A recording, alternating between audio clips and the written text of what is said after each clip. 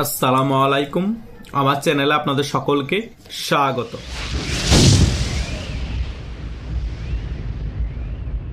গত অনেক দিন ধরে একটি বিষয় নিয়ে অনেক বেশি আলাপ আলোচনা চলছে এবং এই বিষয়টা নিয়ে জল্পনা কল্পনার শেষ নেই বাংলাদেশের সকল ইউটিউবারদের মধ্যে। বাংলাদেশের মধ্যে দক্ষিণ ও মধ্য এশিয়া ভিত্তিক আমেরিকার সহকারী পররাষ্ট্রমন্ত্রী পল কাপুর এই মার্চ মাসের প্রথম সপ্তাহে বাংলাদেশে আসছে। এই বিষয়টা বাংলাদেশে আমেরিকা নিযুক্ত রাষ্ট্রদূত ব্রেন ক্রিস্টেনসন বাংলাদেশে এখন যে নতুন সরকার এসেছে তাদেরকে অবগত করেছে। হঠাৎ করে পল কাপুর তারেক জিয়া প্রধানমন্ত্রী হওয়ার পরে বিএনপি ক্ষমতায় আসার পরেই বাংলাদেশে আসা কি কারণ রয়েছে, আজকে এই বিষয়গুলো নিয়ে অনেক গুরুত্বপূর্ণ আলোচনা করব।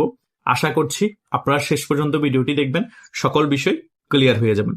প্রথমত, বাংলাদেশের মধ্যে যে আমেরিকার স্বার্থ আছে সেটা আমরা সকলেই চোখ বন্ধ করে ভালো করে জানি। এখন আরো ক্লিয়ার হয়ে গিয়েছি যখন দেখতে পেয়েছি পররাষ্ট্রমন্ত্রী হিসেবে টেকনোক্রেট কোটায় রেখে দিয়েছে এই আমাদের ডক্টর ইউনূস সরকারের যিনি নিরাপত্তা উপদেষ্টা ছিলেন খলিল সাহেব, ওনাকে। তার মানে বোঝা গিয়েছে আমেরিকার একজন প্রতিনিধি এই তারেক জিয়া সরকারও রয়ে গিয়েছে। কেন রয়ে গিয়েছে? তার মেইন রিজন হচ্ছে আমেরিকার পারপাস সার্ভ করতে হবে। আমেরিকার একজন যদি লোক এই মন্ত্রণালয়ে না থাকে তাহলে আমেরিকার অনেকগুলো স্বার্থ হাসিল হবে না। এটা হচ্ছে প্রথম কারণ। আর দ্বিতীয় কারণ হচ্ছে পল কাপুর আসার তার মেইন রিজন হচ্ছে বাংলাদেশে এখন গণতান্ত্রিক প্রক্রিয়া হুমকির মুখে আছে। বাংলাদেশে যাতে গণতান্ত্রিক প্রক্রিয়া ফিরে আসে এবং বাংলাদেশ আওয়ামী লীগের উপর যে সকল নিষেধাজ্ঞা আছে কার্যক্রমের সে সকল নিষেধাজ্ঞা তুলে নেওয়ার ব্যাপারে আলোচনা হবে এবং বাংলাদেশ আওয়ামী লীগকে রাজনীতিতে ফিরে আনার জন্য ওই সকল বিষয়ে কথা বলা হবে।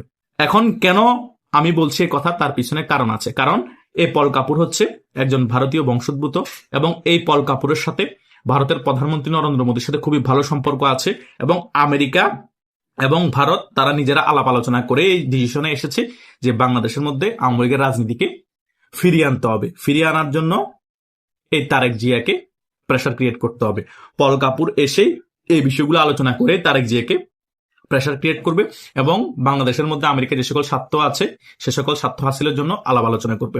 তারপরে যখন তারেক জিয়া ভারত সফরে যাবে তখন আবার বাংলাদেশে আওয়ামী লীগের রাজনীতির বিষয় নিয়ে, আওয়ামী লীগ কিভাবে রাজনীতিতে ফিরে আসবে সে সকল বিষয় নিয়েও আরেক দফা আলোচনা হবে। তার মানে এই পল কাপুর বলেন, আমেরিকা বলেন, ভারত বলেন, একটা বিষয় একমত, বাংলাদেশের গণতান্ত্রিক প্রক্রিয়া যেটা হুমকির মুখে আছে আবার গণতান্ত্রিক প্রক্রিয়াকে বাংলাদেশে ফিরিয়ে আনতে হবে এবং সকল দল বাংলাদেশের মধ্যে রাজনীতি করবে এবং আওয়ামী লীগের উপর যে নিষেধাজ্ঞা আছে সেটাও তুলে নেওয়া হবে। আবার পল কাপুর শুধু এই সকল বিষয় আলোচনা জন্য আসবে না, বাংলাদেশের সাথে বাণিজ্যিক চুক্তি, প্রতিরক্ষা ব্যাপার নিয়েও আরো অনেক বিষয় ডিপলি আলোচনা করার জন্য পল কাপুর মার্চ মাসে প্রথমার্ধে বাংলাদেশে আসবে। এটাই হচ্ছে পল কাপুর আসার বাংলাদেশের মেইন এজেন্ডা। কিন্তু এটা একটা গুড সাইন বাংলাদেশ আওয়ামী লীগের জন্য। আমি অনেক আগে থেকেই বলে আসছি যে বিএনপি ক্ষমতায় আসলে বাংলাদেশ আওয়ামী লীগের একটি গতি হবে, কারণ ভারত এবং আমেরিকা আলাপ আলোচনা করে এটা সিদ্ধান্ত নিয়েছে।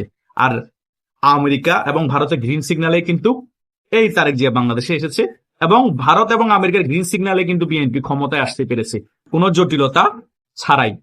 সে কারণে আমেরিকা কোনো কথা যদি বলে সেটা তারেক জিয়া রাখতে বাধ্য, বিএনপিও যদি কোনো কথা বলে, ভারতও যদি কোনো কথা বলে রাখতে বাধ্য।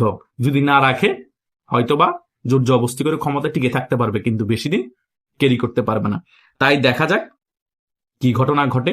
পল কাপুর আগে আসুক, বৈঠক বসুক, বৈঠক বসার পর পল কাপুর যখন চলে যাবে তারেক জিয়ার কি অ্যাক্টিভিটি হয়, তার কিছুদিন পরে কি তারেক জিয়া ভারত সফরে যাওয়ারও কি ঘোষণা দেয় নাকি, সে সকল বিষয় দেখার জন্য আমাদের আরো কিছু মাস হয়তো অপেক্ষা করতে হতে পারে। তাই পল কাপুর আসার যে মেইন রিজন গুলো আছে এবং পল কাপুর কখন আসবে সে সকল বিষয়গুলো আশা করছি আপনাদের মনে যে কনফিউশন ছিল সেটা মোটামুটি ক্লিয়ার হয়ে গিয়েছেন। পল কাপুর অনেক আগে থেকে বাংলাদেশে আসবে শুনতেছি, আরো 6 মাস 1 বছর আগে থেকে, কিছুদিন 10-12 দিন আগেও নিউজ হয়েছে, কিন্তু এখন ফাইনালি ভাবে ক্লিয়ার মার্চ মাসের প্রথমার্ধে তিনি দেশে আসবে এবং তারেক জিয়ার সাথে খুবই গুরুত্বপূর্ণ বৈঠক বসবে। এটাই হচ্ছে শেষ কথা। আশা করছি আপনারা মোটামুটি পল কাপুরের বিষয়টা ক্লিয়ার হতে পেরেছেন।